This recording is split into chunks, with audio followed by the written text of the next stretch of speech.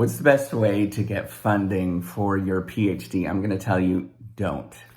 Don't get into that mindset of trying to get funding for your PhD. And I'm going to tell you actually how that you should do this. So if you don't know me, I am Professor Dave Masek. I'm Associate Professor of Innovation Strategy and Entrepreneurship. And I create this whole reciprocity project to give back as much as I possibly can. All right. So in terms of getting funding, how can you go about getting funding? And what should you actually do? I'm going to tell you this right now. If you do not get into a PhD program that gives you enough funding to sustain yourself through to the time that you actually start to when you actually get a job, that you're going to run into a lot of issues. And there's a lot of problems in terms of the current model, how we do PhD programs. I'm fortunately at an institution that, that they will sort of look out for PhDs for a long time and PhD students for a long time, but eventually those resources run out. There's only so much resources to go around, and you have to start looking for opportunities, and you start getting desperate and feeling desperate and all those kind of things, and you're going to go into something and do something that is maybe not good for you. So before you get into a PhD program, only go into the ones that actually pay you long enough so you can sustain yourself. And you just simply have to ask what that is. I know the stipends are not high at most institutions. I can't change that. That's what the market is actually dictating, right? So there's one thing you learn in a business school is that there's market effects, and those market effects, that's what the market sort of demands, or that's what the market supplies, and that's what you have to sort of take. But there is a lot of variance between different PhD programs in terms of how much funding that they actually provide. And I want you to look at them and ask them, actually create a spreadsheet. I'm trying to create, if you go on to Reciprocity, the blog, you will see a big spreadsheet that has some of that information. It's not complete. If you're going through this, make sure that you help out and complete that, put that into the rankings that are there in terms of how much resources that are there. But what I want you to know is don't go into a program if you don't have the funding. It is going to be brutal. It's not going to be fun.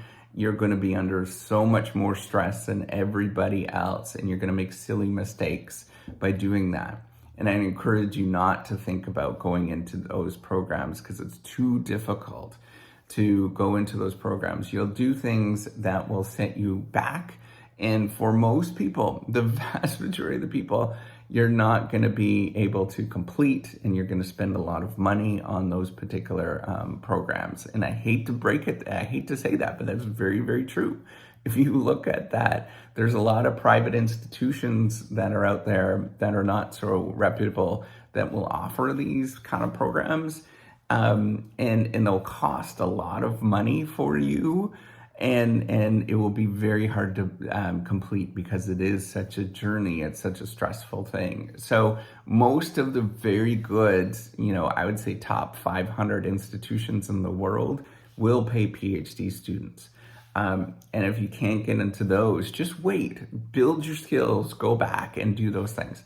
Now, if you're in a PhD program right now and you're looking for funding because things are running out and those kind of things, well, you can apply at different countries. There are different grants that are standard, right? Like I know in Canada, we had NSERC and we had SHRC. That's where I did my PhD. In the United States, there's NIH, which are hard to get, by the way.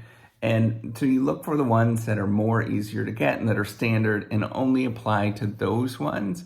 You can look broadly, but it's going to be very hard and very time consuming to find those different things, but they're no guarantee. I mean, you're looking at really poor success rates of getting that funding. So don't go into it expecting you're going to get that funding. What I'm suggesting is only go into the PhD programs that will pay you. I had the option years ago when I was doing engineering that I would have been paid to go into polymer engineering for a PhD program. I turned it down because it wasn't my interest, but polymers is plastic. But there's those opportunities out there, and only go into those opportunities that are available. Now, if you are really, really desperate and you're looking for money, look for things that are very compartmentalized, that are modular, and allow you to get money pretty instantly. Like a little teaching gig someplace for those people that need it is okay, where you teach one course, where you need that money. Things you want to sort of avoid things that are undefined and that sort of bleed in many areas, bleed in resources in many areas, because you're gonna make mistakes. People are gonna take advantage of you. It's so easy to get taken advantage of in PhD programs because you're desperate for money, and people will take advantage of you. They understand that dynamic. They're not dumb, and they're going to take advantage of you. So you don't want to go into those situations where they're going to take advantage of you, and avoid those things, right? So the best thing that you could do is just wait, work on your skills, do things that will get you into a good PhD program that will actually pay you to do that PhD and allow you to thrive and succeed. And make sure that they have a very long leeway in terms of how long that they're actually paying. The market's just getting harder and harder, and it's getting harder to get a job in academia, and you just have to be well aware that you just need those resources to do well. I want you to really do well. That's my goal. Why would I incentivize? Why would I be the weird guy on the internet and not try to incentivize you to do well, right? Like that doesn't make sense. I don't know why people think that I'm trying to, not encourage you to make wise decisions. These are, why would I actually say those things? So I want you to go into it thinking that it's going to be a long journey, and look for the resources that are available to allow you to do well. All right, so hopefully this helps you out. Take care and have a wonderful day. Bye.